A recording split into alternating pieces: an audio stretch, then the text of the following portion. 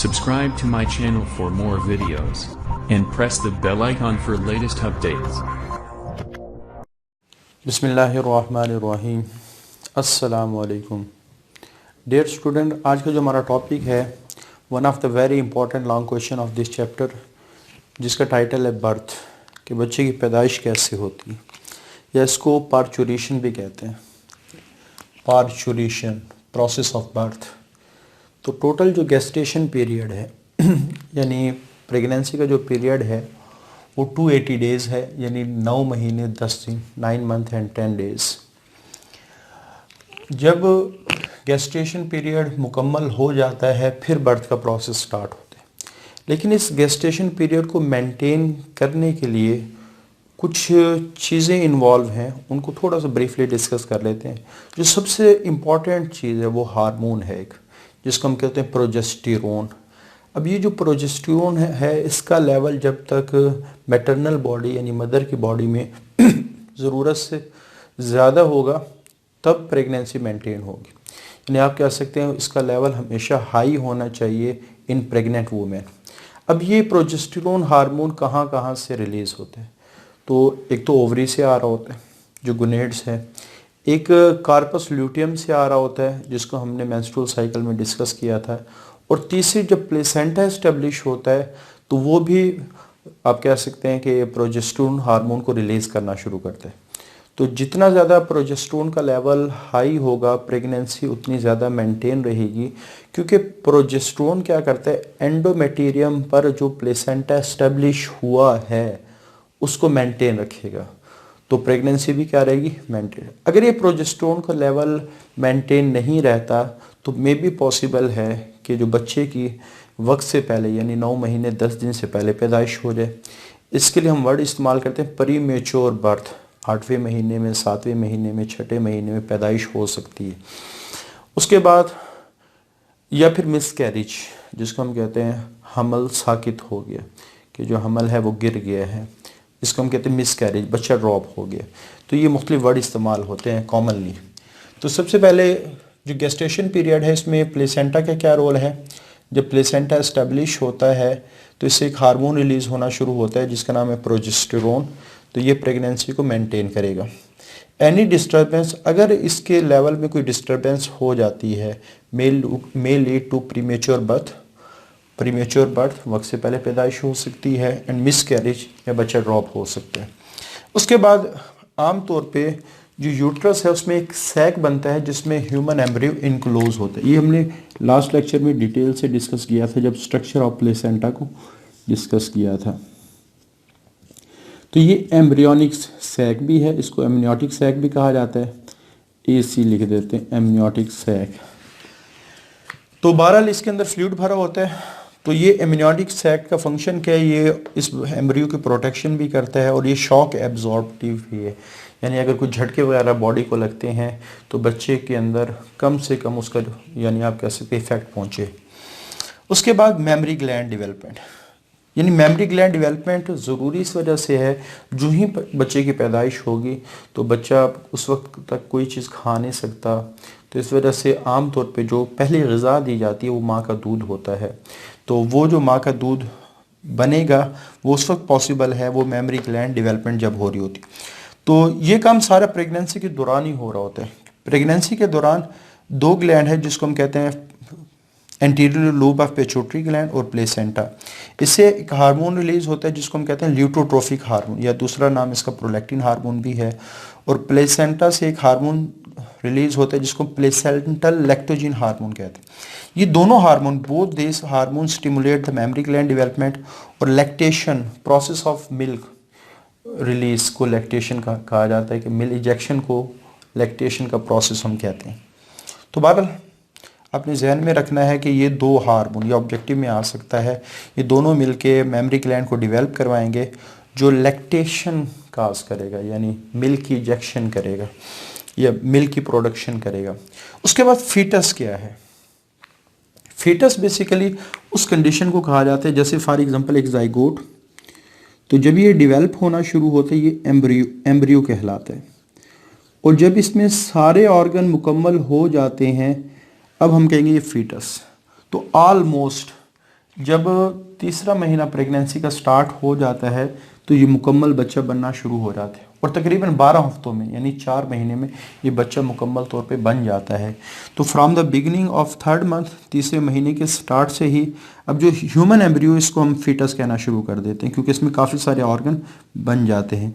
Most of the organ are form by the 12th week of the pregnancy, remaining period is taken by growth. अगला जो period वो जिस growth में के process के लिए होगा, ग्रोथ के प्रोसेस के लिए होगा। उसके बाद प्रोसेस ऑफ बर्थ, कि बर्थ कैसे स्टार्ट होती है, बच्चे की पैदाइश कैसे शुरू होती है।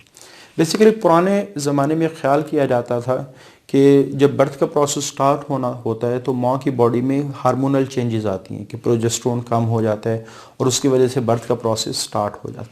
लेकिन अब जो रीसेंट स्टडीज़ हैं, रीसेंट रिसर्च है, वो ये शो करती हैं कि फीटस की तरफ से यानी माँ के पेट में जो बच्चा है उसकी तरफ से माँ की बॉडी को मैसेज जाता है, वो मैसेज हार्मोन्स की शक्ल में जाता है, वो जाके फिर माँ की बॉडी के अंदर प्रोजेस्टेरोन लेवल को कम करता है।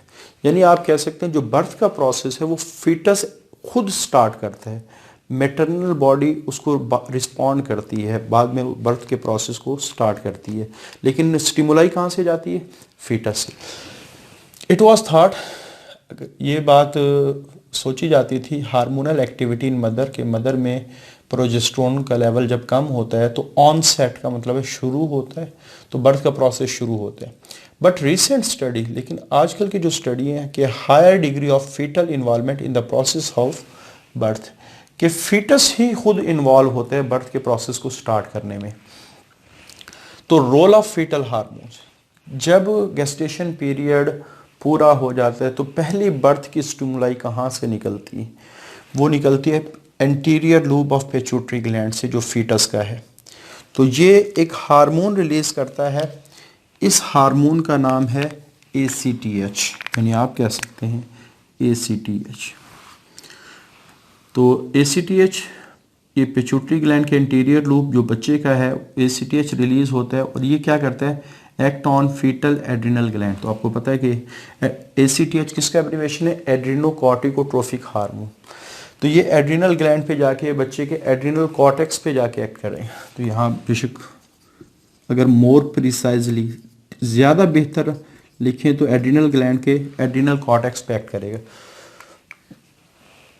एड्रिनल कॉर्टेक्स से कुछ आप कह सकते हैं हार्मोन निकलना शुरू हो जाएंगे जिनको कॉर्टिकोस्टेरॉइड्स कहते हैं, और ये निकलते हैं from the adrenal cortex of foetus. और उसके बाद ये जो कॉर्टिकोस्टेरॉइड हैं ये क्या करेंगे, क्रॉस द प्लेसेंटल बैरियर, ये प्लेसेंटा को क्रॉस करेंगे और माँ की बॉडी में चले जाएंगे। यानी बर्थ की स्टिमुलाई स्टार्ट कैसे हुई है, फीटस के पिट्यूटरी ग्लैंड ने हार्मोन रिलीज किए। नंबर 1 वो हार्मोन है ACTH, उसने एड्रिनल ग्लैंड पे जाके एक्ट किया, एड्रिनल कॉर्टेक्स खास तौर पे एक्ट किया, वहाँ से कॉर्टिकोस्टेरॉइड हार्मोन निकले, कॉर्टिकोस्टेरॉइड हार्मोन ने प्लेसेंटा को क्रॉस किया और माँ की बॉडी में इंटर हो गए। फिर माँ की बॉडी में क्या होगा कि जो ही कॉर्टिकोस्टेरॉइड इंटर होते हैं माँ की बॉडी में प्रोजेस्टेरोन लेवल कम हो जाते हैं, और ये कम क्यों होता है, due to response of foetal corticosteroids. उसके बाद जो ही कॉर्टिकोस्टेरॉइड्स की वजह से प्रोजेस्टेरोन लेवल कम हो गया, अब ये डिक्रीज इन प्रोजेस्टेरोन लेवल एक स्टिमुलाई है, और ये स्टिमुलाई है किसके लिए, posterior lube of pituitary gland की। ये क्या है, स्टिमुलाई है। तो पहली स्टिमुलाई जो बर्थ के प्रोसेस को स्टार्ट करती है वो फीटस से आती है। तो माँ की बॉडी में वो स्टिमुलाई किस शक्ल में बनती है, प्रोजेस्टेरोन का लेवल कम हो जाता है। जो ही प्रोजेस्टेरोन का लेवल कम होता है तो ये स्टिमुलाई है posterior lube of pituitary gland के लिए, और वहाँ से ऑक्सीटोसिन रिलीज होना शुरू हो जाए। अब जो ही ऑक्सीटोसिन रिलीज होना शुरू हुआ तो ये क्या करेगा, जो यूट्रस वॉल है, जो यूट्रस वॉल है इसका जो आखिरी एंड है वो सर्विक्स कहलाता है, और उसके बाद जो सबसे एंड पे फीमेल रिप्रोडक्टिव पार्ट का स्ट्रक्चर है उसको विजाइना कहा जाता है। तो हम सपोज कर लेते हैं कि ये जो यूट्रस वॉल है यहाँ प्लेसेंटा एस्टेब्लिश हो चुका है, प्लेसेंटा और ये जिस रस्सी के ज़रिए से बंधा होता है इसको हम कहते हैं एम्बेलिकल कॉर्ड। तो एम्बेलिकल कॉर्ड क्या होती है, तो ये एक ब्लड वेसल का मजमुआ है। वो जो ब्लड वेसल का मजमुआ है इसमें 2 आर्टरीज होती हैं, एक वेन होती है। 2 आर्टरीज होती हैं और एक वेन होती है। और हमने लास्ट लेक्चर में इसके बारे में डिस्कस किया था कि ये फ्लेक्सिबल होती, एक्सटेंसिबल होती, कि ये एक्सटेंड हो जाती है। और इसके लिए हमने वर्ड इस्तेमाल किया था लाइगेशन का। किसका वर्ड इस्तेमाल किया था? लाइगेशन का। तो जो ही ऑक्सीटोसिन आता है तो ये यूट्रस की वॉल पे आके एक्ट करना शुरू कर देते हैं और इसमें कॉन्ट्रैक्शन स्टार्ट हो जाती है। जो ही इसमें कॉन्ट्रैक्शन स्टार्ट होती हैं हम कहते हैं लेबर पेन जनरेट हो गए, कि दर्द होना शुरू हो जाता है बॉडी में। लेकिन शुरू में ये बहुत हल्का हल्का होते हैं। उसके बाद फिर क्या होता है कि जो ही कॉन्ट्रैक्शन स्टार्ट हुई हैं, अब ये जो कॉन्ट्रैक्शन है ये भी एक स्टिमुलाई बन जाती है posterior lobe of pituitary gland के लिए। पहले क्या स्टिमुलस थी? प्रोजेस्टेरोन का लेवल कम हुआ, posterior lobe of pituitary gland ने ऑक्सीटोसिन रिलीज करना शुरू कर। अब जो कॉन्ट्रैक्शन ऑफ यूट्रस वॉल है ये भी स्टिमुलस है पोस्टीरियर लोब ऑफ पिट्यूटरी। अब 2 स्टिमुलाई बन गए।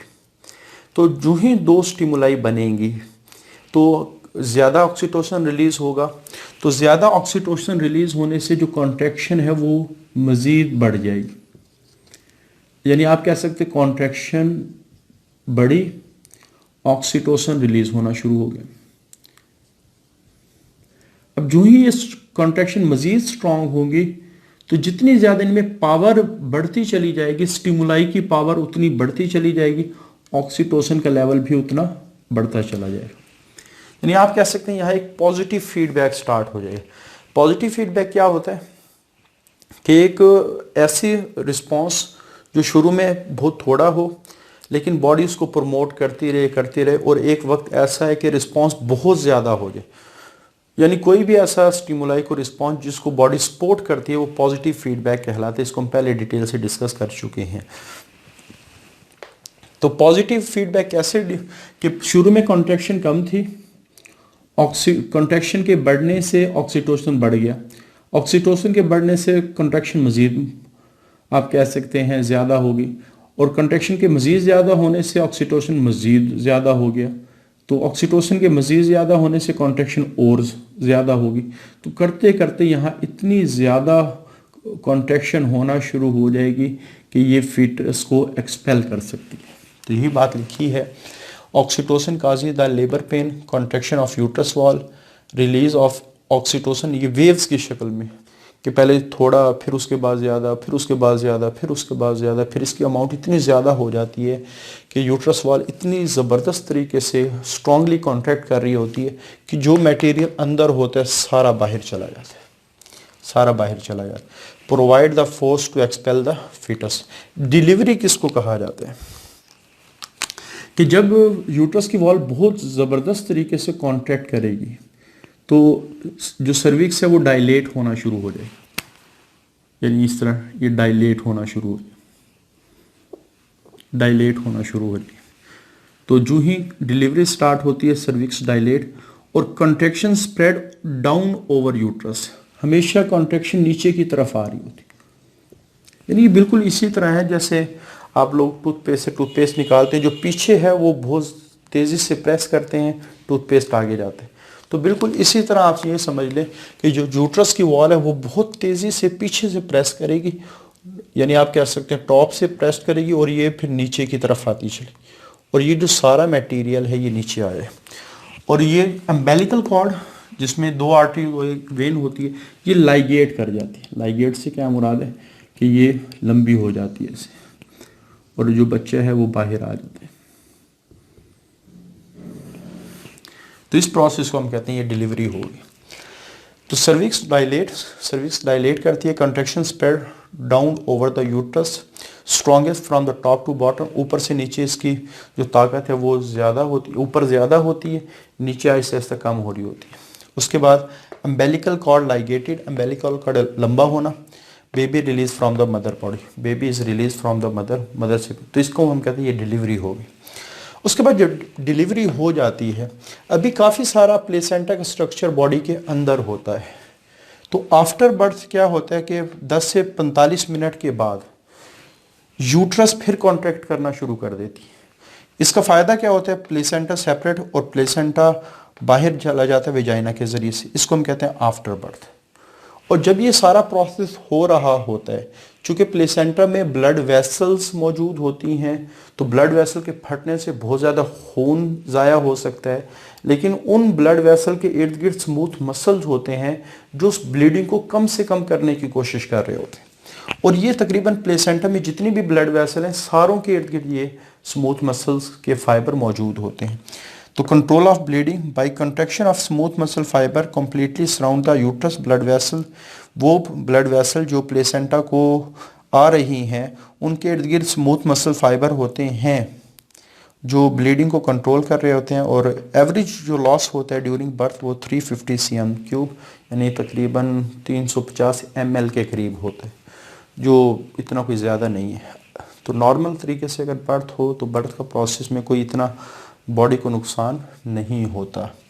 तो ये हमारा आज का टॉपिक था, बर्थ का प्रोसेस। इसमें से MCQs भी, शॉर्ट क्वेश्चन भी, और आप कह सकते हैं लॉन्ग क्वेश्चन भी बहुत दफ़ा बोर्ड के पेपर में आए हैं। तो one of the most important topic of this chapter, इस वजह से इसको आप लोगों ने अच्छी तरह तैयार करना है। आज के लिए इतना ही। अल्लाह हाफिज़। Subscribe to my channel for more videos and press the bell icon for latest updates.